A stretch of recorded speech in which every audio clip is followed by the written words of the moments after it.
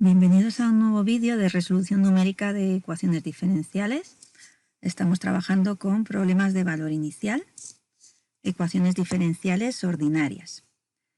Y vamos a trabajar en este vídeo con el ejercicio que veis en pantalla. Nos piden aproximar la solución de la ecuación diferencial que nos dan y derivado más i igual a coseno de t en el intervalo 0,4, sabiendo que satisface ese valor inicial y en el instante 0 es igual a 0, utilizando el método de Euler y tamaño de paso 0.1. Vamos a resaltar todos los datos del problema y además lo que nos piden, que nos indican que saquemos en pantalla una tabla con los valores calculados de la solución aproximada en los tiempos que hayamos indicado, en este caso el tiempo de 0 a 4 con un incremento temporal de 0.1, como nos dice el enunciado, y además que lo mostremos de forma gráfica. Poniendo en forma matemática el problema que tenemos que resolver, nos queda de esta manera. Vamos a pasar ahora al software, a MATLAB o a Octave. Os voy a dejar en una esquinita en pantalla el problema a resolver y vamos a ir metiendo todos los datos. Abriremos MATLAB, por ejemplo, y lo primero que tenéis que hacer es importante situaros en la carpeta donde queráis guardar vuestros archivos de programa. La ruta actual aparece en este campo que veis aquí. Yo estoy dentro del disco local C en una carpeta llamada pruebas. Si no me interesa trabajar en esa carpeta, tenéis que cambiarlo desde este botón que tenéis a su izquierda para elegir el directorio. Si resulta que creáis un archivo de programa, archivo.m, y lo guardáis en otro lugar y os mantenéis en esta carpeta, al ejecutarlo os va a decir que no lo encuentra, solo puede ejecutar los archivos que estén dentro de la carpeta de trabajo y por tanto estarán aquí listados en la ventana del directorio actual. Pues nos vamos a cambiar a la ubicación que necesitemos cada uno, pulsando en este botón. Una vez que estemos en la ubicación, pulsaremos aquí el botón de crear nuevo documento y se nos abrirá el editor si no estaba abierto o se nos pondrá una nueva pestaña. Yo ya tengo algo preparado, el programa escrito en esta pestaña de aquí. Y vamos a trabajar con nuestro problema de valor inicial que tenéis por aquí arriba, resumido en forma matemática. Os aconsejo que comencéis los programas con un clear para que las variables que estuvieran desaparezcan y empecéis todo de vacío. Y comenzamos con la parte de datos del problema. Instante inicial. El instante inicial es en el que se nos da el valor inicial del problema, es decir, en 0 segundos. Instante final, hasta donde queremos calcular el valor de nuestra función aproximado.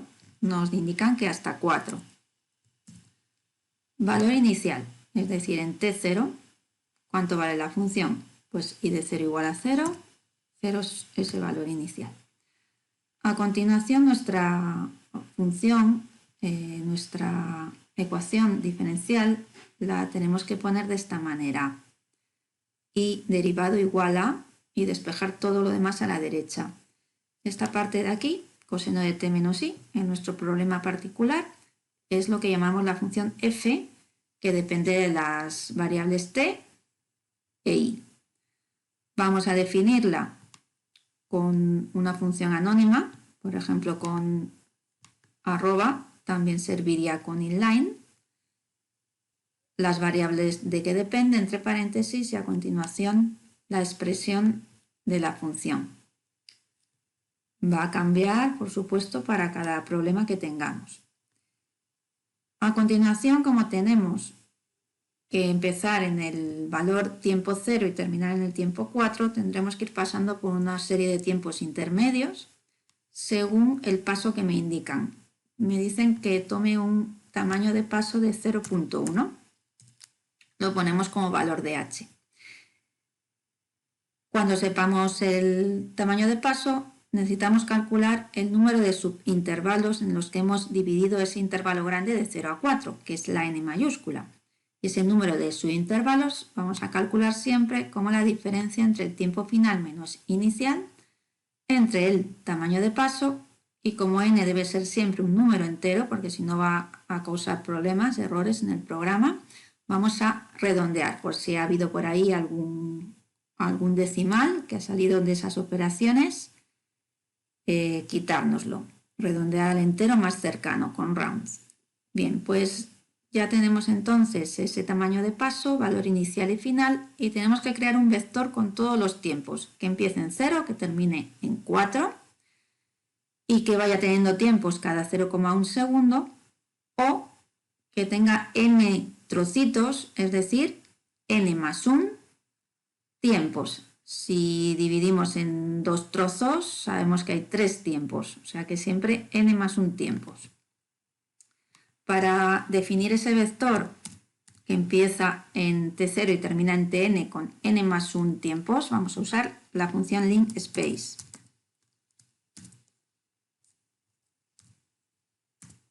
Valor inicial del vector a crear, t0. Valor final, tn.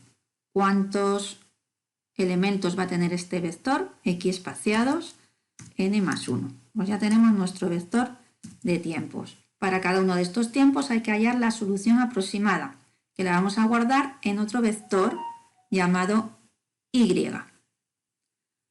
Ese vector solución necesita ser del mismo tamaño que el vector t. El vector t es un vector fila de n más 1 elementos, es decir, tiene una fila y n más 1 columnas. Así que podemos crear este vector y con ese tamaño, una fila y n más 1 columnas. Si queremos evitar trabajar con esos valores de elementos, nos sirve decir que quiero que sea del mismo tamaño que t.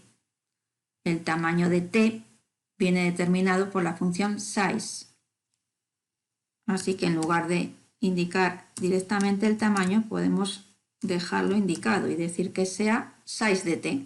Esto evidentemente es el 1 por n más 1. Dentro del vector, que inicialmente lo tenemos como ceros por poner algo, podríais poner cualquier valor porque después se va a cambiar, sabemos cuánto vale la solución correspondiente al primer tiempo del vector t, que es t0. Y esa solución, que es el valor inicial, está guardada en i0. Así que en el primer elemento, i paréntesis 1, primer elemento del vector i, vamos a meter la solución que conocemos y es dato del problema, i0. Nos queda aplicar el método, en este caso el de Euler, para conseguir la solución de los siguientes instantes, hasta el instante n más 1. Empezando por el i2, después con el i3 y así sucesivamente. Entonces vamos a trabajar con un bucle en el que el esquema numérico de nuestro método aparece en el cuerpo del bucle y simplemente está indicando que la solución en el instante k más 1 es igual a la solución en el instante anterior más el tamaño de paso por lo que vale la función, lo que queda a la derecha del i' en el instante anterior y la i anterior. Vamos a trabajar n veces, porque hay n más 1 tiempos, pero el primero ya lo conocemos. Y con el bucle, como ya hemos explicado, iniciado en 1 y terminado en n. Una vez finalizado el bucle ya tenemos los dos vectores que en uno me indica el tiempo y en otro la solución aproximada en esos tiempos. Son dos vectores fila del mismo tamaño y podríamos sacarlos a pantalla, que es lo primero que nos pide el ejercicio, sacar una tabla. Bueno, pues el vector fila t lo vamos a poner como columna. ¿Cómo? Pues transponiéndolo, t traspuesta. Y a su derecha vamos a sacar el vector i, también traspuesto, es decir, vamos a tener dos columnas. Bueno, pues lo ponemos uniendo. La unión de vectores matrices se hace con los corchetes, que es como nuestro pegamento. Transpongo t y a su derecha coma o espacio. Si fuera por debajo sería punto y coma. Ponemos la solución aproximada que hemos guardado en el vector y también traspuesto. O sea que aquí tenemos dos columnas, una primera columna de tiempos, una segunda columna de valores aproximados, que lo veremos como dos columnas en pantalla. No estamos diciendo disp que saque a pantalla de ninguna manera, simplemente estamos haciendo esta construcción de una matriz de dos columnas sin punto y coma detrás, y eso permite que salga en pantalla. Si queremos verlo gráficamente, podemos simplemente dibujar con el comando plot en ordenadas el vector de tiempos y en abscisas la solución aproximada. Ejecutaríamos el programa y vemos por un lado que tenemos aquí el gráfico de la solución entre 0 y 4 y por otro lado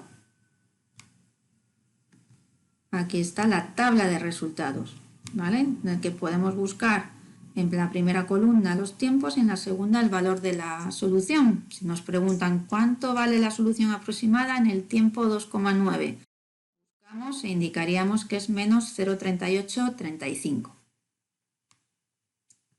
En este problema hay una pregunta final que os he marcado aquí, que nos indica que cómo aproximamos la solución en el intervalo menos 4, 0. Bueno, aquí hay una primera duda que se os puede plantear, porque podemos pensar que el tiempo inicial siempre es el tiempo menor, el que está más a la izquierda en el intervalo, pero no, el tiempo inicial es de donde tenemos que partir para hallar las siguientes soluciones y tenemos que partir del tiempo en el que nos den el dato, el valor inicial. El valor inicial nos lo están dando en el tiempo 0. Ese seguiría siendo nuestro T0 y el valor inicial y 0, pues el valor de antes 0. A partir de aquí, que yo tengo esa solución, puedo hacer los cálculos del siguiente instante, siguiente instante, siguiente instante. Y siguiente, en este caso, no significa un tiempo más avanzado, sino un tiempo hacia atrás. ¿Cómo podemos ir hacia atrás?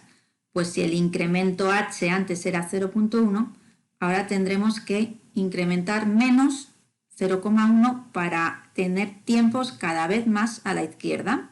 Pero es importante eso, que el tiempo inicial siempre, fijaros, el que venga en el valor inicial. Nunca podríais poner en este caso menos 4, porque ahí no tenemos el valor de la función. Lo tenemos en 0. Bueno, simplemente para este ejercicio, este segundo apartado, podemos copiar lo anterior y pasarlo a una nueva pestaña y ver qué cambia. Sabemos que el tiempo inicial es 0 y el tiempo final es menos 4.